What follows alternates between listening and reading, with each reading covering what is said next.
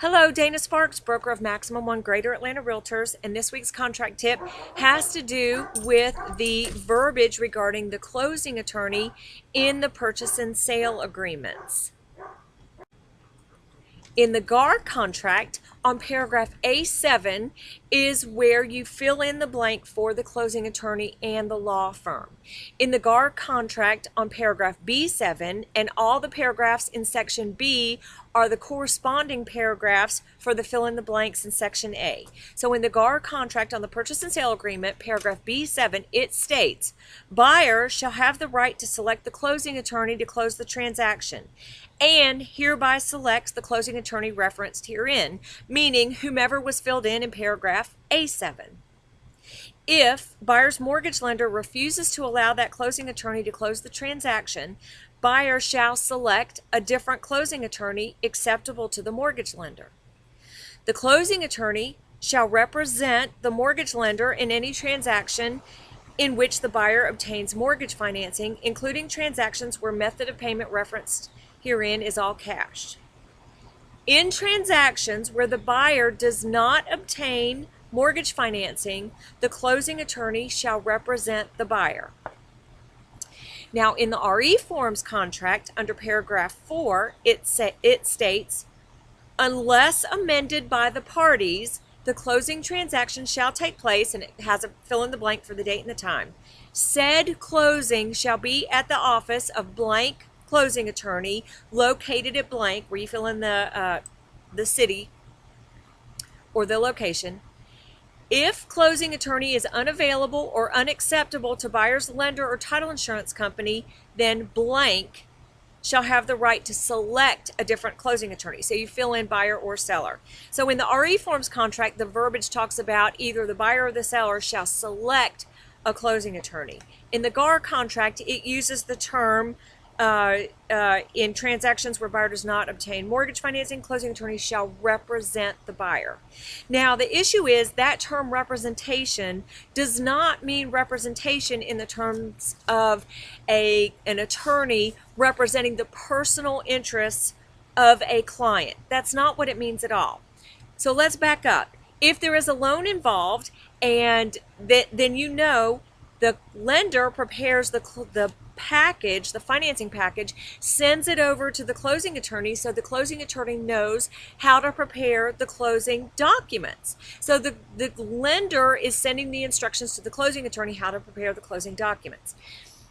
If there is no mortgage lender involved, then that term represents, all that means within the context of the contract is that the closing attorney is hereby directed to prepare the closing documents based on the four corners of the contract. In other words, what is written and negotiated between the buyer and the seller in the contract with respect to the property.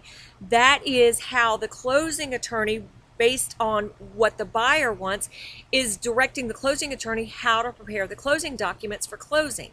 Again, it is not a personal representation manner. The closing attorney doesn't sign your contract anywhere, so they haven't agreed to personal representation, and neither buyer nor seller have, within this context, have paid the closing attorney a fee for that personal representation. So it does not mean personal representation at all. It just means directing the closing attorney how to prepare the closing documents and the deeds and so forth and so on for the closing.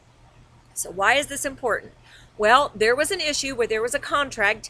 It was written all cash, no loan involved, and there was a closing attorney selected in the contract. This was in the GAR contract. Well, throughout the course of events, the buyer ended up getting a loan. So the buyer wanted to switch closing attorneys. The seller did not want to switch closing attorneys. There was a whole lot more to the story, but the buyer was hanging their hat on this verbiage in the GAR contract regarding the closing attorney. The buyer now is securing a loan, so the buyer says, well, at this point, this closing attorney is not acceptable to the mortgage lender, so the buyer has the right to change it. But the buyer has chosen to get a loan. However, the contract was not subject to any financing whatsoever. Therefore, that closing attorney, even though that lender has no bearing on the contract. Even though that was the buyer's choice, it has nothing to do with the contract because the contract wasn't subject to any financing contingency. So then the buyer comes back and says, well, per paragraph B7, the buyer, in transactions where the buyer does not obtain mortgage financing, the closing attorney shall represent the buyer. At this point, like I said, there had been some issues. Once the seller was made aware of those issues, the seller had contacted the closing attorney to find out. It had to do with the legality of the closing, with having a title company based in Texas try to close the deal, which cannot happen in Georgia. It's illegal for an outside source not licensed in Georgia, a title company in Texas, to close any real property here in Georgia.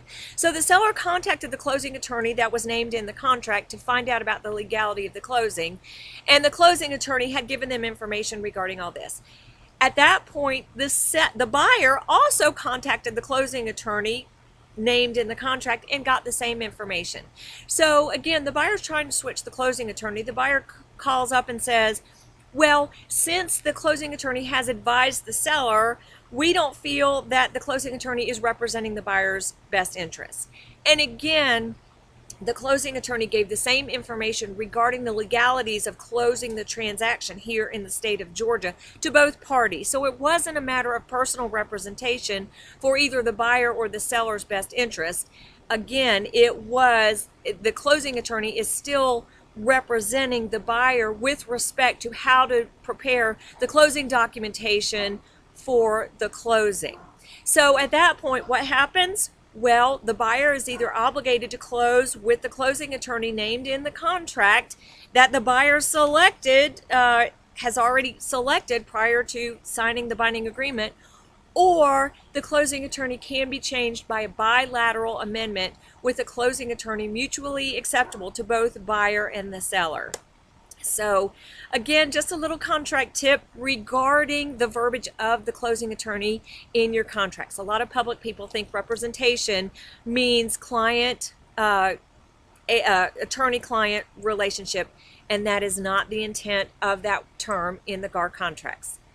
Thank you so much for watching. Again, Dana Sparks, broker of Maximum One Greater Atlanta Realtors, satisfying your needs with service, innovation, and education.